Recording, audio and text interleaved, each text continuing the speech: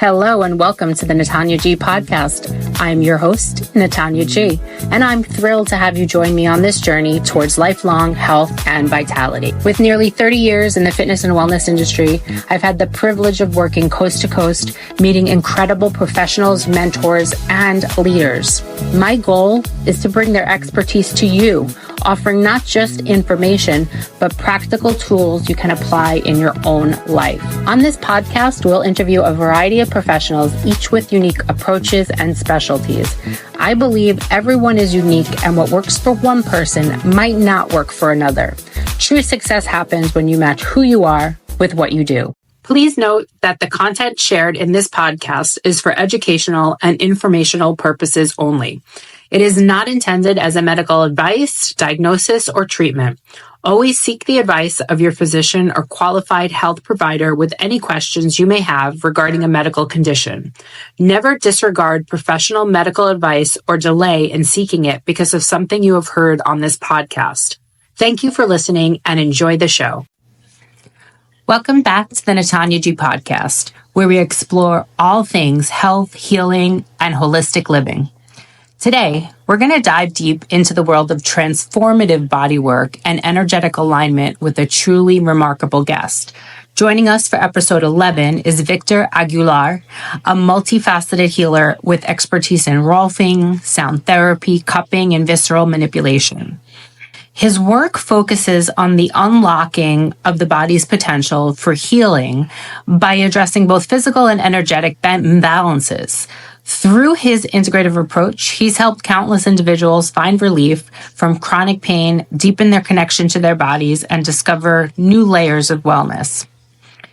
In this episode, we're going to explore how Victor blends science and intuition into his practice and why holistic approaches like Rolfing and visceral manipulation go beyond surface level healing, and how sound therapy can even be a powerful tool for emotional and physical transformation. So whether you're curious about alternative therapies or seeking tools to elevate your own health journey, this conversation is one you won't want to miss. Grab a cup of tea, coffee, settle in, and get ready to be inspired. Let's welcome Victor Aguilar to the Natanya G podcast. Thank you so much for being here. Thank you, Natanya, for inviting me. Yeah. It's amazing. Yeah, I'm so excited to speak to you. I know there's a lot of information to go over. For those of you listening and watching, a little introduction on Victor. Victor and I met originally at the Dr. Ida Rolf Institute when we were both in, I think it was our phase three of the Rolfing integration program. And, you know, you go through 3 series or portions of the Rolfing program, and you spend some time there. You spend a couple of months, you know, in Colorado away, attending school, going home, eating, sleeping, like, you know, it's a full-time school. And you grow pretty close to your cohorts, right? To your fellow students in there, you know, as you're going through the learning process. So that's where we originally met. We've stayed in contact. I'm glad you reached out to me when you moved back to California. Victor, your current company is Straight to Health, and you currently are a certified Rolfer. You do visceral manipulation, sound healing, and you have a unique way to be able to integrate these together, but also you do cupping therapies as well. Yes. At the beginning of my healing process, I learned acupuncture in Mexico. Right. So I was doing, or I did acupuncture for around 5-7 years in Mexico, and then I moved to the U.S. So how long have you been in the U.S.? 5 years. 5 years. Yes. And you had a license to practice acupuncture in Mexico. Well, it's very interesting. Okay. Because in Mexico, you don't exactly need a certification. We have these persons that we call them sobadores. Okay. And those sobadores are healers. And I have seen amazing things with these people. And because of this freedom, I have seen very bad things because there are a lot of charlatans and they are fake healers. They So proclaim they're a healer, yeah, and they can because there's no licensure. they can. Yeah. And it's very easy just to buy a massage table and put it on your living room, and then you can say that you can heal people. Right. So you had to study under someone, or did you have to attend a school to be an acupuncturist in Mexico, or is it self-taught? No, I studied with my teacher. She went to China to study a full program, and then when she started her practice in Mexico like 20 years ago, she became very good. So she said, I have to share this with more people. Right. So she started to do these courses, and I did one of those, and then I repeated because she asked me to repeat it because she told me, I like your energy and I want you in my room. In my classroom. So, so I did it. No. I did it twice, and the second time we started to make some experiments because I am a musician too. So we were experimenting with sounds from instruments from around the world, like didgeridoos, like singing bowls, like handpans, Mexican flutes, all of these things. We were mixing them with needles. So the people were laying down with needles, and then we were playing all of these instruments. So you were doing acupuncture and then cupping that with, or adding that with sound healing, using different instruments and vibration. And I'm assuming that had a different effect based on the vibration, based on the person, which probably transferred through the needles or helped with the flow. Could you explain that a little bit? Yes, because of the needles are like antennas when they are in the body. So they can put energy into the body, or they can release the energy out of the body. So when the needles are in, and then I was playing the didgeridoo, because the didgeridoo... Is that an instrument? What is it? It's an instrument from Australia, and it's like a huge tube or something like that, made by a tree. So it's kind of intense. It has like intense sound. Is it a deep sound? It's a deep sound. Very deep, like bass? Yeah, it's very deep. Okay. And it vibrates a lot. Yeah. So when I was putting them on the needles were like shaking a lot. Okay. And the results, they were like, I would say 30%, kind of 30% more effective than without the instruments. Yeah, I can just imagine coupling sound healing with a lot of other practices. Like you also do Rolfing and visceral manipulation. Yes. We had somebody on one of our prior podcasts, Dr. Lizelle Orand, and she is a chiropractor. She's an acupuncturist, and she also practices fascial bodywork as well. Okay. And we got out there the initial, like, what is visceral manipulation? What is it? What does it entail? Because the sounding of it to somebody that's not familiar, it's really visceral manipulation. Are you manipulating like my organs, my viscera? So she was really great at going over exactly, what it is and how it can benefit so many people. Yes.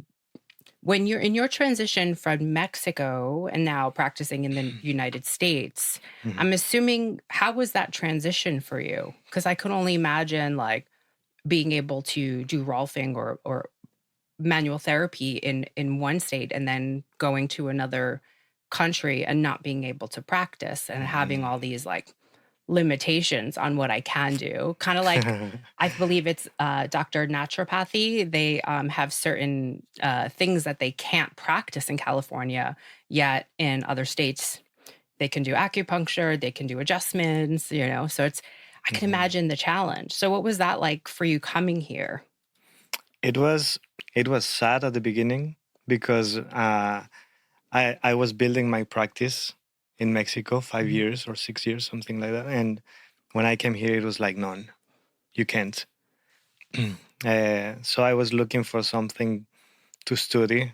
I was looking for something related to music and sound healing. So I looked for master degree on music therapy, but they rejected me because I didn't have any bachelor on music or healing.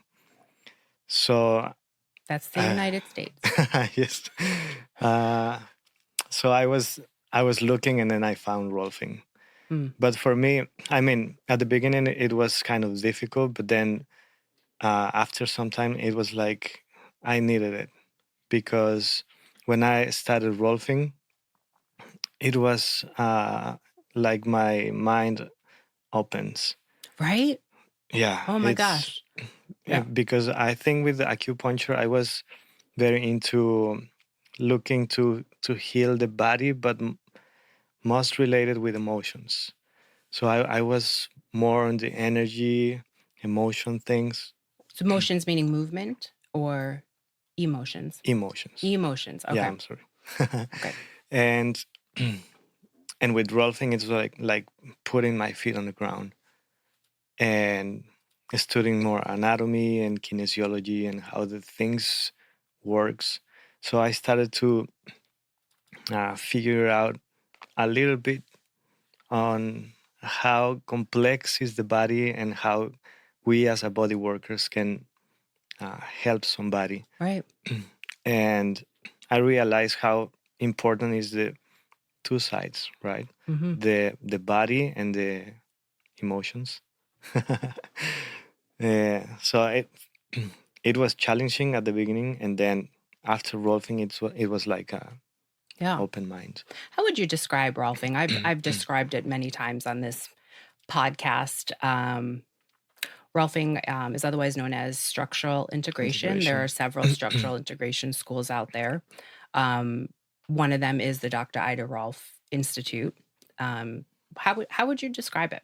What's your way to say what is Rolfing? I know when we were in phase 1 and phase 2, we were still figuring it out. How do I describe this? Yes. Yeah, and I There would. were like thousands Oh of my descriptions. gosh, yeah. What do you say to people when they ask you what it is? I will say it's like a relearn how you feel into your body. I mean, you as a client, as a practitioner, is bringing the body into alignment. Mm-hmm. So I like what Ida Rolf said, that when everything is aligned, then the body heals itself. I love that quote. I love it too. It's in the break room there, I think, right? On the wall. Yeah. Mm-hmm. And it's on her book too. Mm-hmm. So I like that, because that's right. When everything is aligned, then the blood can flow, the oxygen can flow. So everything works much, much better. And of course, the body, it's so wise that it can just do the work and heal itself. Right. It is. So, The body is very, very wise, right? and if you see it from as a client, it's like how can I feel my body again without any pain, right? Without any weird sensation, that I can go ease in my life. I can do my activities as I used to do it when I was very young. I don't know. It's relearning again. Yeah. And what are the types of modalities that you use in your sessions? Like I know, so Rolfing is a form of, let's just describe it as deep tissue massage, like not really massage, deep tissue work. But it also is lighter as well. It has a spectrum of touch. And I think sometimes when I say deep tissue, people think like hard pressure, painful, like elbows. But it's important to also get out there that Rolfing, it has its goals. And, the variety of touch has such a spectrum to it, where sometimes there's no touch at all required and just having present sometimes. But I mean, it does require hands-on, manipulation or techniques where we use our hands and the fascia in the body. It also involves movements, having people connect back to, now that they're in that alignment, how to move with freedom. But the interesting thing is you also incorporate visceral manipulation. I mean, they're two separate things. Yes. Visceral manipulation. Did you study at the Barral Institute? I did. Right. So initially, visceral manipulation is from Jean-Pierre Barral, and he brought this incredible system to practitioners so we can learn it. How would you talk to me about your visceral manipulation and how you incorporate that maybe in your sessions, or do you? Yes, I do. Sometimes I tell to the clients, and sometimes I don't even say it. Like when you're focusing on the particular viscera. Yeah. Okay. And I am using the Chinese medicine too. Because in Chinese medicine, I learned how to read the skin, the eye, the tongue, the posture, and with that, when I see the client, I can make some things in my mind like, oh, maybe the liver it's a little bit it needs something, or maybe the kidneys. Can you walk me through an example? Yes. For example, a liver personality. A liver personality. Okay. Yeah, for Chinese medicine, is divided in 5, but the strongest one is the liver, and is the most common outside, because we live in a stressful life. So, and this is why I'm gonna make the liver example. Okay. When I see someone that it comes like with a strong personality, that it wants to go straight to the table without doing any assessments, and those kind of personalities that they want to go to the point, or they come out with anger, and you can sense it and you can feel it, then I see the liver needs to release energy. And yeah, I mean, okay. So because I think I'm a straight ahead person. I'm like, sorry to bring it back to myself again. So if somebody coming in your room, that wants to get right on the table, wants to get right to the point, like your type A personality, you would say? Or is it a specific feeling? It's probably a specific intuition that you have. Yeah. So maybe not all of them, but. No. Yeah. And of course there are levels of energy stagnation, or like strong as that other ones. So when I see this kind of personality, or is the personality, but in that particular moment they are into a lot. So I know, and my voice changes. My voice is always like very kind and slow. It is. But with when I see this personality, then I go slower. Really? Yes, I can go that. That's why you're so slow around me. No. So okay. My therapy, my session started since when I see the people. So the client comes to the table, and they come for Rolfing. So I start the Rolfing session, and then I use visual manipulation to see if there is something going on the liver, if there is fascial adhesions or lack of movement, and usually it happens. Yeah. Yeah. And you probably see things, because I study visceral manipulation also and incorporate it. But I think you have a very unique, outlook on it because of the background you have in Chinese medicine. So it's really fascinating to me. I'm connecting it through postures and body alignment, and like how the person's contouring towards a certain area. Do you notice certain postures with somebody, liver? Like you would say? Yeah. Yes. Okay. Yes, because the liver can provoke fascial adhesions, and because the liver, when something happens, very strong, like a very angry moment, it's proven that the liver gets hot. And if it gets hot, then the rest of the organs, they will get hot. So, and that's not good. A good example could be when you see blood coming out from the nose or from the gums.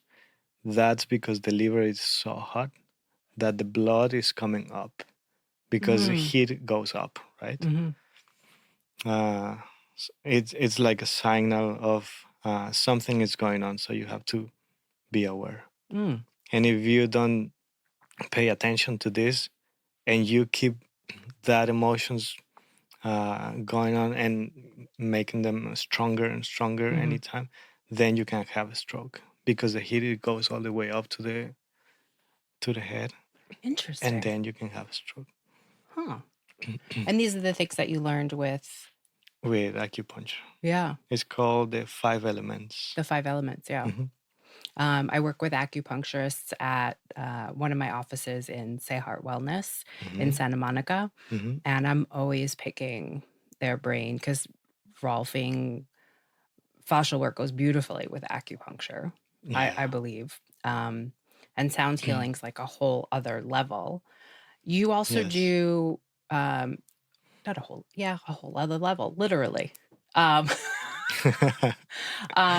So you also do cupping therapies, and this is one of the things we were talking about, because I think it's really, I do myofascial cupping. Yes.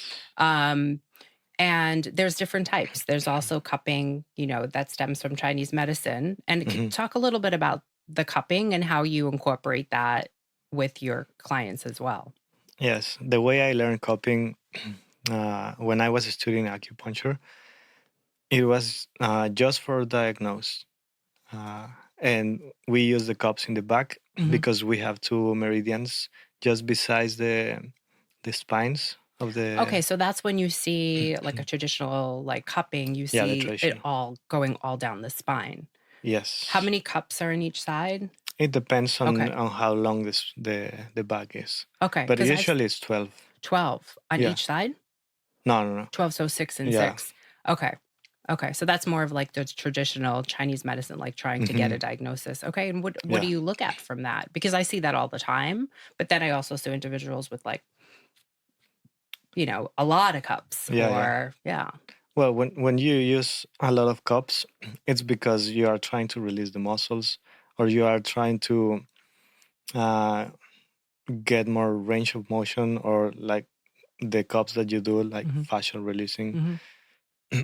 But these cups in the back, they tell us how is the lungs, how is the heart, how is the liver, how are the kidneys, the intestines, the urethra.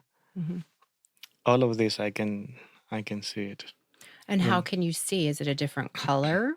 It's the colors, yes. Okay, and the shapes. I mean, it's always rounded, but how deep it is, how soft is the mark, how if there are like purple spots or white spots, or it's too red. It depends. And that would tell you there's possibly something going on. For example, the upper back is for the lungs. And if I see something on the marks, then I start to ask, do you smoke? And if they say no, then I ask, do you use some drugs? And if they say no, and then I ask if they have some kind of thing like a illness or something on the lungs. And if they say no, then I know that it's something emotional. And the emotion that is attached to the lungs is sadness or grief. So usually now here I don't ask. I know that it's something emotional. So do you ask? So you don't say, "Oh, you have emotional stuff there." I prefer to go a I little agree with slow. that way. I agree with that way. Um, yeah, I mean, I work with several practitioners, and everybody is unique in their own way. Mhm. And there are some practitioners, I think they're like, oh, this is your lungs. It has to do with something, sadness in your life, Mhm. and um, I mean, I believe it's up to the client for them to Yes. interpret the information, not for me to tell them, oh, this means you're sad, Yeah. or this means Because maybe in this moment it's not happening. They correct. are not sad, but maybe something happened when they were young and they are still carrying this Yeah. sadness, but they don't know. I mean, that's the So most that I think it's challenging, but yet sometimes it comes easy. That is to me because, as a practitioner, a healer, you can look at it in several different ways. I once did this like YouTube like video saying like I'm not your healer, wearing my Wu-Tang shirt and everything, and people look like so why are you not my healer? And my whole reason for it was I believe that you are your own healer, that yes. you intuitively have the answers in you, and it's not for me Yes. to necessarily interpret what you're feeling. Emotions, Yeah. that's I'm here to hold space for you. And that's one of the other things I really like about Rolfing, Hmm. right? Is we deal with structure, right? Yes. I've heard it from so many of my mentors and teachers that Dr. Ida Rolf said, we deal with structure because that's what we can get our hands on in regards to when we talk Yeah. about the potential of somebody and the possibilities for them in life and Yes. engaging in life. Like we can get our hands on the structure, but what they're feeling, what they're going through, the It's another environment, I word. mean, how they're interacting with it's everybody's so different, right? So that's why I like it. It keeps it, we deal with structure, Yeah, you for know? me it's like giving them tools and a little push to this is your journey. So this is what I can help you with, but is your life, is your journey, and you know how to deal with it. Yeah. And if you need help, then look for help. Yeah. And in my opinion, I mean, that's what makes this is just based on my opinion. I believe that there, like I said, many different ways to go about, supporting somebody on their journey. Um, but I am a big advocate for, staying in our lane. Even when I was a personal trainer, and Hmm. I worked with a lot of clients, I had a boundary there, where a lot of trainers, when you're working with a client for so long, you build this relationship with them. And Hmm. there's a point where that boundary is a little blurred, become friends, and go to their family events. I'm not saying that Hmm. that's bad, Yeah. but sometimes that blurs a boundary for you to be able to create space for that person and be Yes. neutral. I mean, that's listening. Mm. Yes. So, I agree. um, totally went on a tangent there, but getting back to the cupping, Yes. um, how else do you start your sessions with cupping typically? Like, how would a session be structured with you based on, these different modalities that you could Mhm. incorporate together? I'm just uh, building these sessions with copying and visual manipulation. So it's not like very solid, Hmm. but it's gonna be an hour session, I think, Hmm. around an hour, Right. and it's gonna be like that. So first thing is gonna be the copying, so I can see what's happening. Uh, I remember Tessie. She said one time, "You can lie to me, but your body is gonna give me the truth." Yeah. So Tessie it's was our teacher in phase 3, an phase three. incredible teacher. Yeah, amazing. Yeah. Yeah. She was So incredible. so she said that you can lie to me, but your body is gonna say the truth, and that's right. It's the same with the cups. So That's why I get nervous in front of some practitioners. I'm like, I know you're reading my body language right now. Stop it. That's the insecure side of me. Yeah. and I'll do the cups, and then because I cannot put needles, then I use visual manipulation and some acupressure on the meridians to release the energy if it's some kind of stagnation or if it needs some energy, then I So can you would provide start your Rolfing session or your structural integration session it. with the cups, or I'm not somehow sure incorporate it. how I was doing it. Mm-hmm. It was I was doing the Rolfing session, and it was because a client asked for this. Um and after the session, he said, "Why don't you use the cups?" And I was like, "Yes, I can try." So I did the cups, and after I do the diagnose, then I do some washa with the cups, and Gua like sha is like I hate that people call it this, but it's the best way to describe it. It's the scraping. It's utilizing, I think with gua sha, it's more, I know I do Graston technique, and that's using stainless steel, yes. medical grade instruments. And gua sha is kind of similar, but isn't it made with different stones and like jade and Well, I learned how to do it with the same cup, and it's on with the cup? yeah, Okay, you can do it and with that as well. I use the glass cups. So the washa I learned is in the same meridians in the back, so I can bring energy into the meridians, and those meridians are the meridians of all the meridians. So I can see everything, lungs, kidneys. So when I do the washa in those meridians, then I bring energy to all the body. And that client, he said that all the tension with the Rolfing session, because it can be a little It can bit be deeper intense. pressure. Yeah. It was like I feel so relaxed and I'm ready to go to sleep. So I got to get up and go in my car and drive. All yeah. right. Yeah. So he was asking me for coping after a Rolfing session. Fascinating.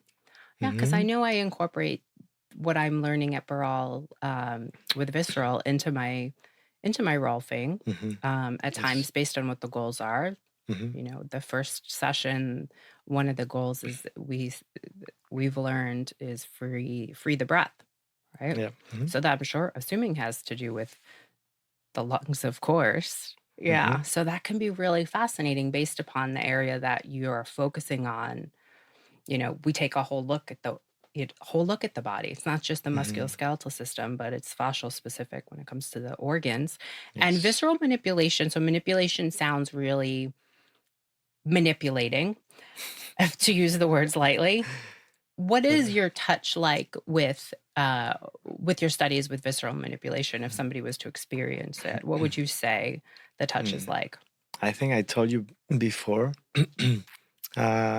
that it blew my mind because we were used to Rolfing that it's kind of deep. Right. And then when I came to the first visceral manipulation class, it was like very light, just barely touching the skin and try to feel if it moves. And if it moves, then you have to encourage it more, more, more. But it's very soft, Very subtle. very subtle. Yeah. Yes, I experienced that as well. And when your Yes. hands get very wise, Yes. you can actually sense a lot more. Yes, and you can get through the organs because you can sense a kidney if you touch the abdominal area. So you get through the stomach and then to the pancreas, and then you can feel the kidney. And at the beginning, it was like, no way. I was like that also. And then when I felt it, it was like, this is crazy. Yeah, you have to feel it. One of our teachers, I don't know if you've ever gone to a course by him, Juan David. I know him, but yes, he was my phase 1 and phase 2 teacher, okay. and he would describe it as mustard. I've learned so much from him as well, in addition to Tessie, but he would say, it's in the nuance. Like you can't, if you haven't tasted mustard, it's very hard to describe it. what it tastes like, right? You can't describe it until you actually taste the mustard. Yeah. Then you can, it's like you have to taste it in order to, and then you still maybe can't even explain it, right? Yeah. So it takes you having to go through the process to actually be like, okay, I'm a believer. Yes. Yeah. And when you believe it, then things happen. Yeah. Then you can treat the kidney because you are feeling it, and then you can feel how it moves, and then you can encourage it a little more. And when the client is like, I feel that. Yeah. It's like, all right. So do you, oh, sorry. No, it's impressive. It's very impressive. Do you incorporate sound when you're working with somebody? Do you have music on? Do you do certain things with sound based upon the client or the session? I just use my tuning forks. Okay. And it can be at the beginning of the session. If I see them, it comes again the Chinese medicine. If I see them that they are in a rush because of the traffic, because of driving, because I don't know, many things. If I see them that way, then I use my tuning forks at the beginning, and I use two tuning forks that it's a perfect interval for relaxing. Uh, if they come just calm at the beginning, then I use it at the end of the session.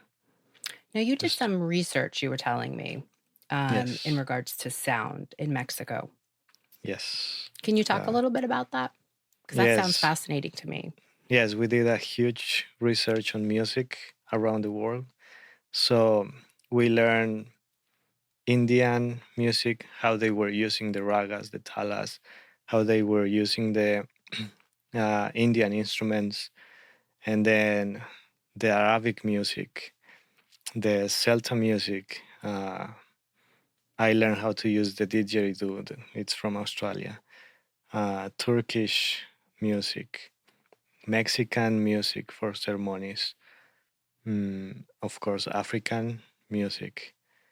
And it was not just learning how to use the instruments, but how they were using.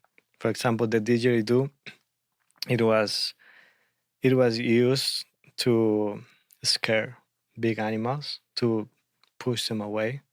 So they were using some didgeridoos at the same time, so they can sense like a huge entity, so they were not coming. If the animal, it was a danger for the community. But they were using it to hunt. So they were using lighter sounds with the didgeridoo so they can bring animals to hunt. And they were using for healing in ceremonies. What type of healing? Just general. Just, yeah. Most, it was related with emotions. And because they believed that emotions, they were creating illness in the body. So, and that's just one instrument. There are many instruments that they were using it for healing. So do you have these different instruments and incorporate them? That's really fascinating. Yes, like, I want to create this type of healing. I'm going to take out my... Yes. I know I sound really simple when I talk about it, so excuse me. It's fine. So you could incorporate a different instrument based upon... Yes. Huh. And do you bring this out in your sessions? No. Okay. No, that could be just individual sound healing session that I can use different instruments for healing. Wow. But now I'm doing like group sessions. What are your group sessions like?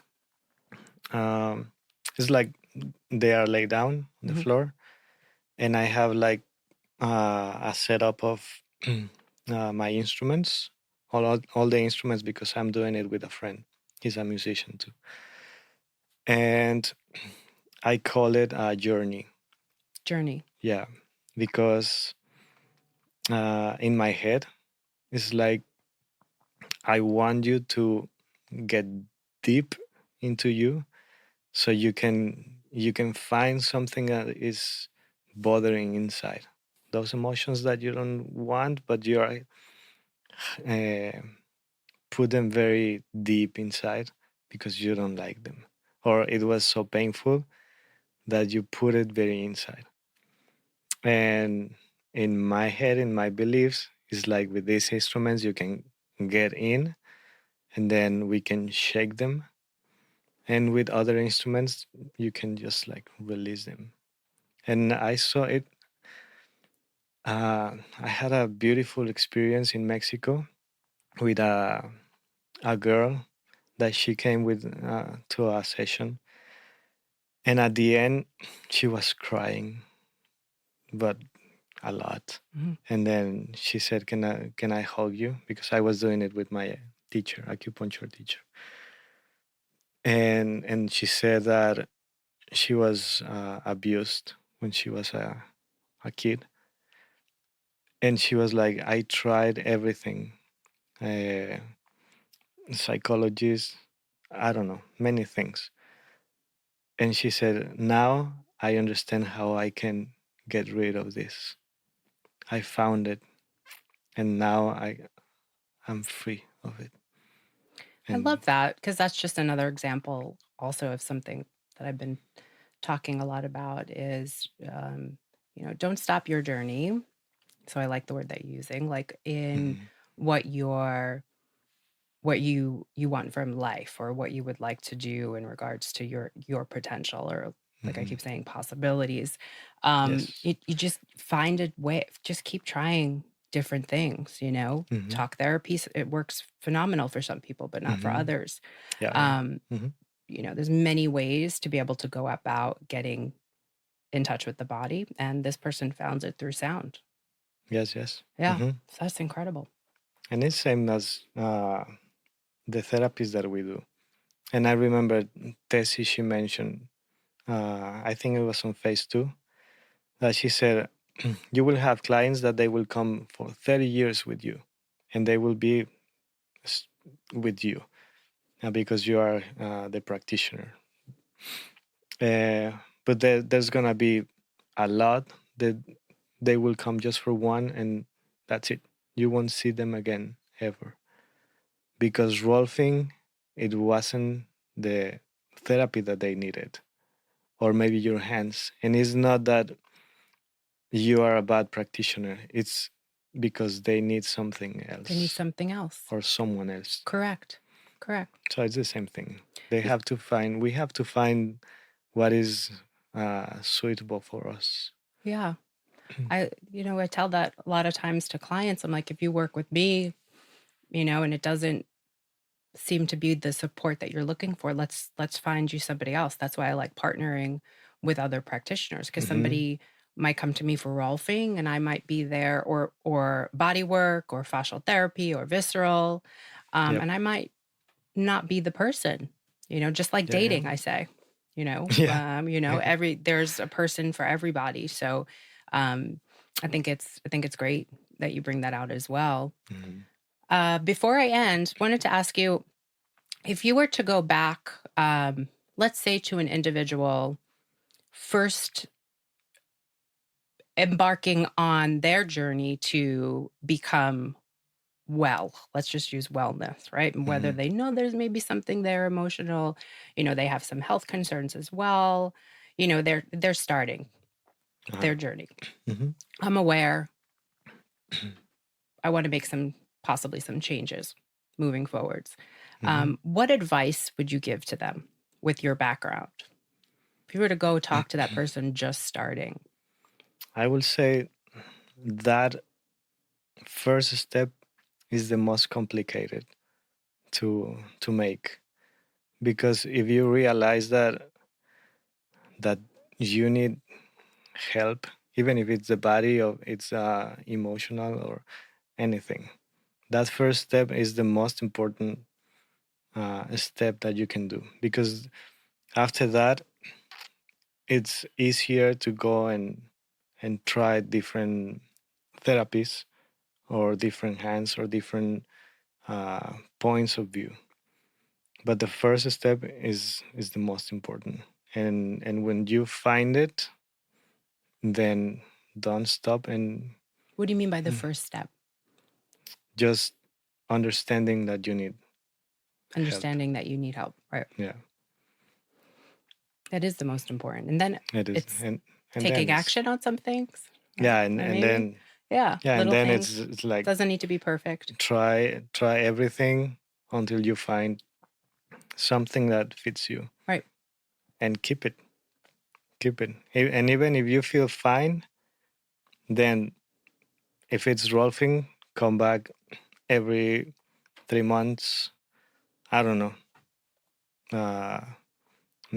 Feel your body and say maybe it's good for go to go for a session. Yeah. And then take the session.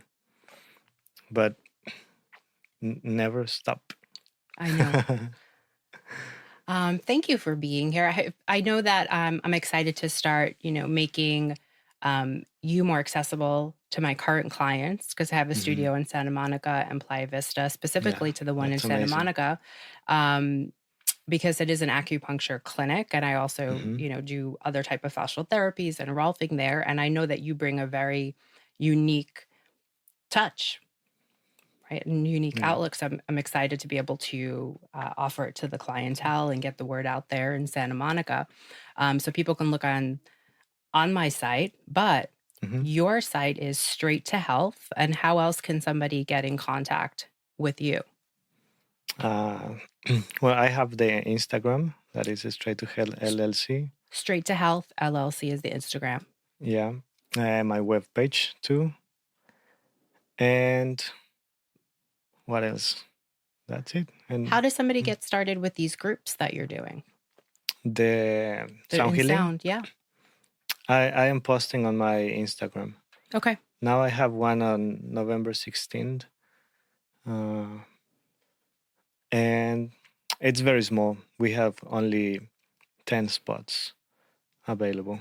I think that's perfect for sound healing. Yeah, but Yeah. it's beautiful because it's open to the nature. It's secure because you are inside of a home, but it's in the backyard, so it's open. And Great. for me as a practitioner, it's beautiful. And the people that they came, the last two, they said they enjoy it a lot. So I'm gonna have to be there next time. yeah, November 16th. Please. I don't know if this podcast will air by then, so somebody can definitely look at your Instagram for future ones, which is great. Anything else you want to add before we wrap up? No. Just tell everybody who's looking, who's watching. I'm sorry. Just be happy. Less drama. There we go. That's really good advice. And Thank you. Thank you again. All right. Natania. Yes.